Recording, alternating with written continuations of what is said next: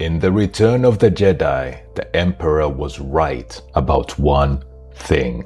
He believed that given enough fear, enough anger, enough power, almost anyone can justify becoming the thing they hate.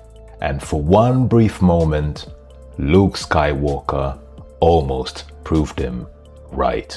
What's interesting is that the Emperor never tries to defeat Luke physically. He understands something far more dangerous. People rarely abandon their values when life is easy. They abandon them when they're emotional, when they're afraid, when they're angry, when they feel justified. That's why throughout the entire film, the Emperor isn't trying to kill Luke.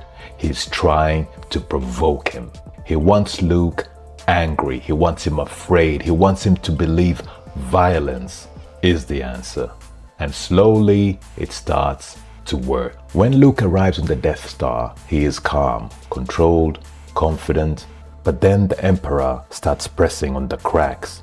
He threatens Luke's friends. He reveals the rebel attack is failing.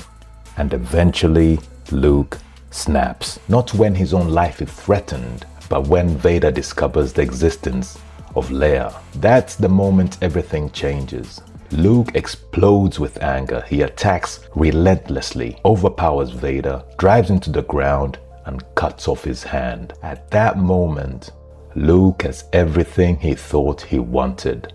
Victory, power, revenge. But that's when he finally sees the trap. He looks down at Vader's severed hand, and then he looks down at his own. And suddenly he sees it. Not just what he's done, what he's becoming. For the first time, Luke understands the greatest threat in front of him isn't Darth Vader. It's the part of himself that wants to become him.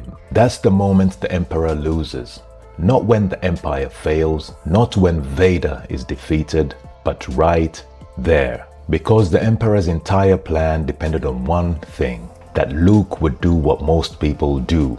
He would convince himself his anger was justified, that because he was right, because he was hurt, because he was fighting evil, the rules no longer applied to him. But Luke refuses. He switches off his lightsaber, throws it aside, and says, "I am a Jedi, like my father before me." It's one of the most powerful moments in cinema because Luke isn't declaring what he is. He is declaring what he won't become. That's a choice most of us eventually face in life. A difficult boss, an ex-partner, a family member, someone who hurts us and gives us every reason to hurt them back. The easy thing is to justify it. The hard thing is refusing to let them change who you are. And that's the real lesson in Return of the Jedi.